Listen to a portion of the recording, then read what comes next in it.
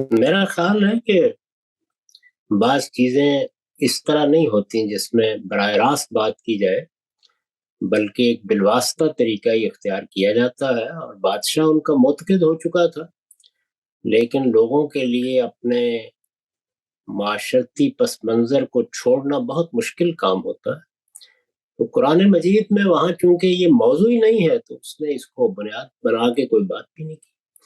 ممکن ہے عزیز کے ساتھ بھی ان کی کوئی بات ہوئی ہو سکتا ہے کہ اپنے ملنے جلنے والوں کو بھی انہوں نے کوئی دعوت دی ہو۔ اگر وہ زندہ کے ساتھیوں کے سامنے اس محبت سے اپنی بات رکھ سکتے ہیں تو باقی لوگوں کے سامنے بھی رکھی ہوگی۔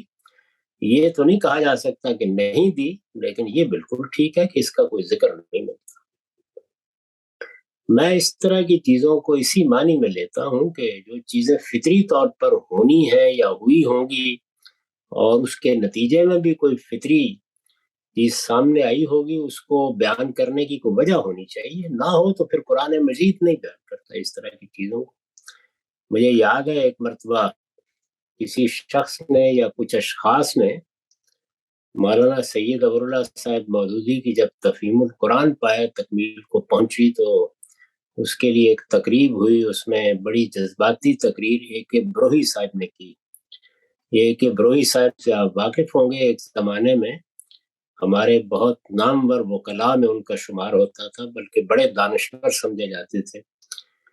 تو انہوں نے اس موقع پر تقریر کی اور اس میں بتایا کہ میری زندگی میں تفہیم القرآن سے کیا تبدیلی ہوئی۔ تو لوگوں نے کہا کہ ان کو آپ جماعت اسلامی میں شامل ہونے کی دعوت کیوں نہیں دیتے ہیں؟ تو مجھے خود یاد ہے، یہ براہ راست سنی ہوئی بات میں بیان کر رہا ہوں۔ تو مولانا نے کہا کہ آپ کی ان کے بارے میں کیا رائے ہے؟ وہ نہیں جانتے کہ جماعت اسلامی کیا ہے اور اس کی دعوت کیا ہے؟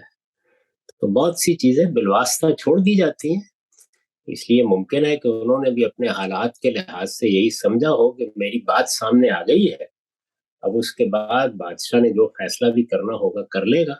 رسول تو تھے نہیں کہ ان کو انذار کی ذمہ داری دے کر اور نتیجہ نکالنے کے لیے مبعوث کیا گیا تھا۔